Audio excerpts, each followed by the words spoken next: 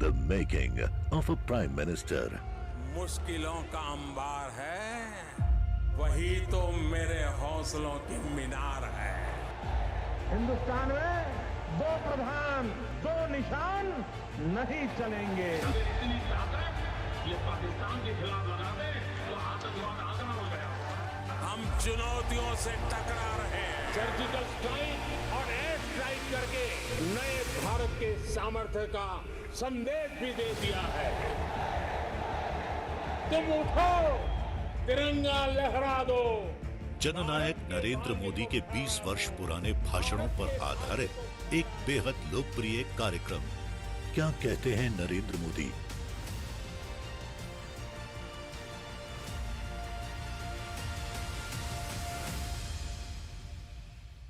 नमस्कार, मैं हूं आपके साथ पूजा यादव। हमारे खास प्रोग्राम क्या कहते हैं नरेंद्र मोदी में आज आपको सुनवाएंगे पीएम मोदी का वो ऐतिहासिक भाषण जो उन्होंने 3 मई 2022 को डेनमार्क में दिया।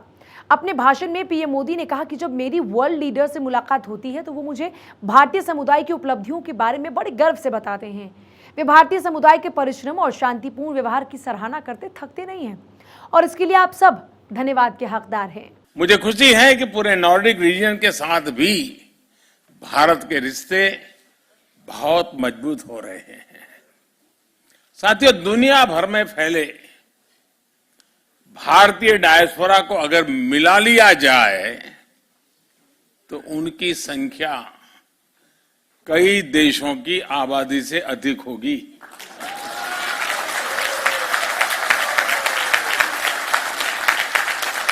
उनका पहनावा, खान पान भले ही अलग अलग हो, लेकिन हमारी सोशल हार्मनी, वननेस और को एग्जिस्टेंस की जो वैल्यूज सभी भारतीयों में एक समान है और यही हमारी ताकत है।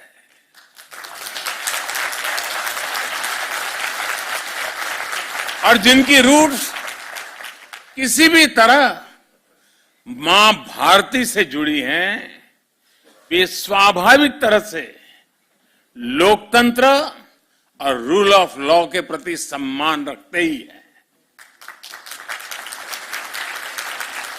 एक भारतीय दुनिया में कहीं भी जाए, वो अपनी कर्मभूमि के लिए, उस देश के लिए पूरी ईमानदारी से कंट्रीब्यूट करता है।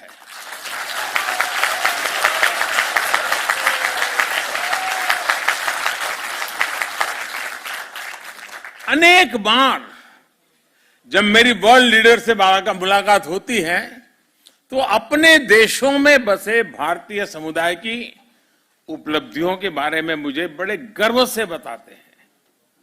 वे इंडियन कम्युनिटी के परिश्रम और शांतिपूर्ण नेचर की सराहना करते थकते नहीं है।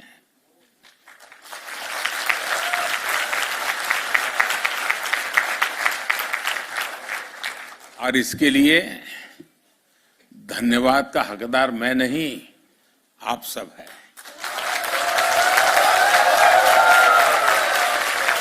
आप लोगों का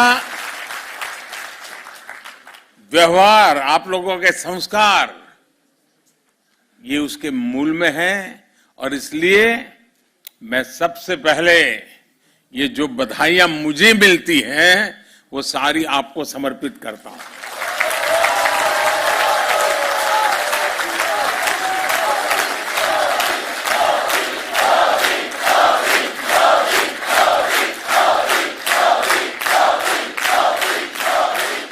इंक्लूसिवनेस और कल्चरल डाइवर्सिटी, विविधता, विशेषता भारतीय समुदाय की ऐसी शक्ति है जो हम सबको प्रतिपल जीवंतता का एहसास कराती है।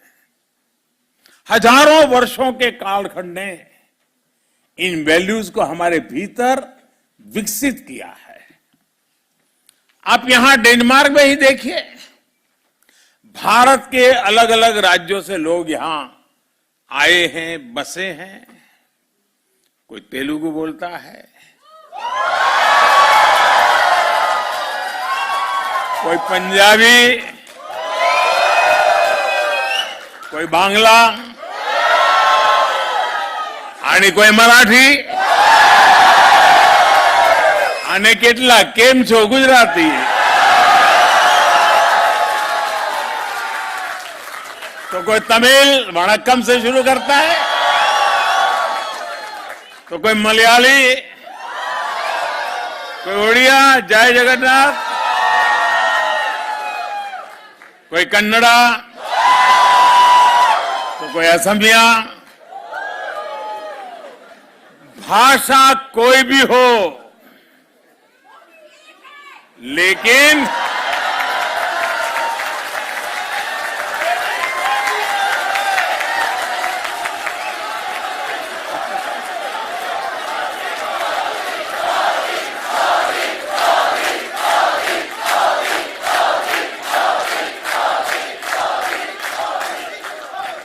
भाषा अनेक भाव एक. भाषा कोई भी हो, लेकिन हम सभी के संस्कार भारतीय ही है.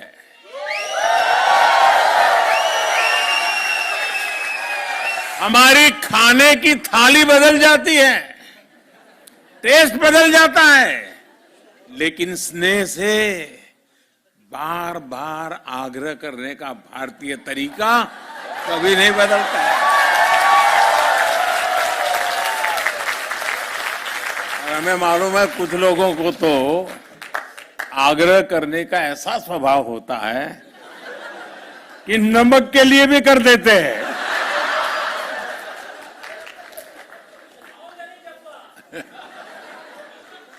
हम राष्ट्र रक्षा के लिए मिलकर खड़े होते हैं, राष्ट्र निर्माण में मिलकर जुटते हैं. भारतीयता सबका साथ, सबका और सबका. अब देखिए घर घर बात पहुंच चुकी है और डेनमार्क में भी गूंज रही है. सबका साथ, सबका विकास, सबका विश्वास और सबका प्रयास. और इसी से समृद्धि होती है. और साथियों, वसुधैव कुटुंबकम यानी वन वर्ल्ड, पूरा विश्व एक परिवार, हमारा ये कंसेप्ट व्यापार कारोबार की अवधारणा से भी बहुत विस्तृत है, बहुत व्यापक है, बहुत गहरा है, हिमालय से भी ऊंचा है. हमारी वन वर्ल्ड की अवधारणा अपनत्व पर, बंधुत्व पर, संवेदनशीलता पर, सम्मान पर टिकी है. 21वीं सदी का भारत भी नए ग्लोबल ऑर्डर के लिए इसी विजन को लेकर आगे बढ़ रहा है. साथियों, आज भारत जो कुछ भी हासिल कर रहा है, वो उपलब्धि सिर्फ भारत की नहीं है, बल्कि वो करीब 1/5 ह्यूमैनिटी की उपलब्धि है. कल्पना कीजिए कि अगर भारत में हम वैक्सीनेशन को हर परिवार तक नहीं पहुंचा पाते, तो उसका दुनिया पर क्या असर होता. अगर भारत मेड इन इंडिया सस्ती और प्रभावी वैक्सीन पर काम न करता, बड़े स्केल पर प्रोडक्शन न करता, तो दुनिया के अनेक देशों की स्थिति क्या होती.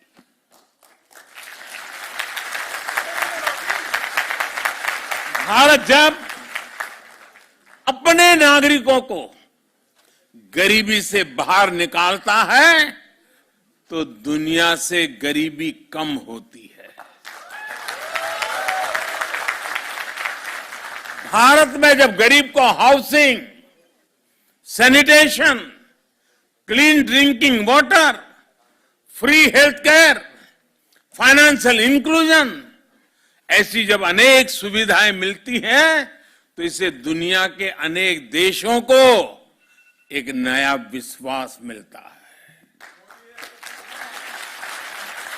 इससे सस्टेनेबल डेवलपमेंट के हमारे लक्ष्य मजबूत होते हैं। भारत के हर घर में लगा हर एलईडी बल्ब, भारत में लग रहा हर सोलर पैनल जितना एमिशन बचाता है वो क्लाइमेट एक्शन के संकल्प को और अधिक मजबूत करता है। साथियों, स्टीरियोटाइप्स और साइलोस को तोड़कर जो सक्सेस मिलती है वो देश को नई ऊंचाई पर ले जाती है। आपको याद होगा जब मैंने डिजिटल इंडिया की बात की थी तो कुछ लोग कई तरह के सवाल उठाते थे। हिंदुस्तान में डिजिटल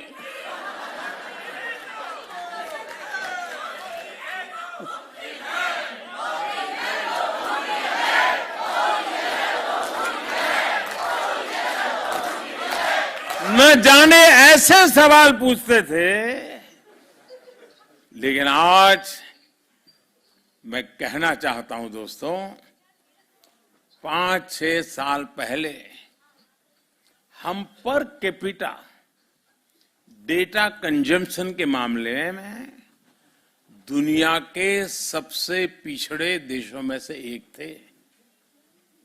ये मैं बहुत दूर की बात नहीं कर रहा हूं, 5-6 साल पहले। लेकिन आज स्थिति एकदम से बदल गई है।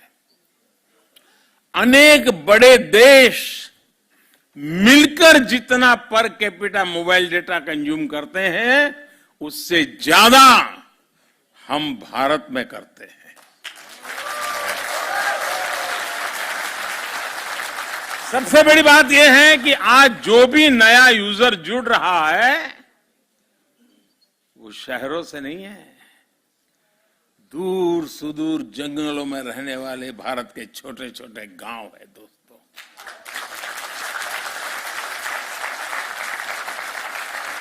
इसने भारत के गांव और गरीब को तो एम्पावर किया ही है, बहुत बड़े डिजिटल मार्केट का गेट खोल दिया है।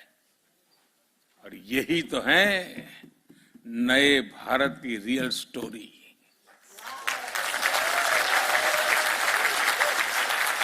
देश का मिजाज कैसे बदलता है इसका एक और उदाहरण मैं आपको बताना चाहूंगा। यह हमारी आजादी का 75वां साल है। लगभग 75 महीने पहले, 75 मंथ्स पहले की बात मैं कर रहा हूं, हमने स्टार्टअप इंडिया कार्यक्रम शुरू किया था। तब स्टार्टअप इकोसिस्टम के रूप में दुनिया में भारत की कोई गिनती ही नहीं थी, नाम कहीं उल्लेख ही नहीं होता था।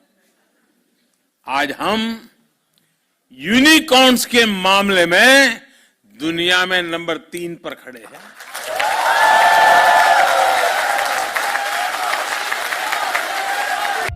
The making of a prime minister. मुश्किलों का अंबार है, वही तो मेरे हौसलों की मीनार है। हिंदुस्तान में 2 प्रधान 2 निशान नहीं चलेंगे। ये पाकिस्तान के खिलाफ लगा दे तो आतंकवाद आसान हो गया। हम चुनौतियों से टकरा रहे हैं। सर्जिकल स्ट्राइक और एयर स्ट्राइक करके नए भारत के सामर्थ्य का संदेश भी दे दिया है। तुम उठो, तिरंगा लहरा दो। जननायक नरेंद्र मोदी के 20 वर्ष पुराने भाषणों पर आधारित एक बेहद लोकप्रिय कार्यक्रम क्या कहते हैं नरेंद्र मोदी